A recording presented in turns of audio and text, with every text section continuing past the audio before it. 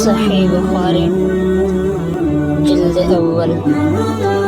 کتاب الایمان حدیث نمبر 57 باب الدین النصیحہ بسم اللہ الرحمن الرحیم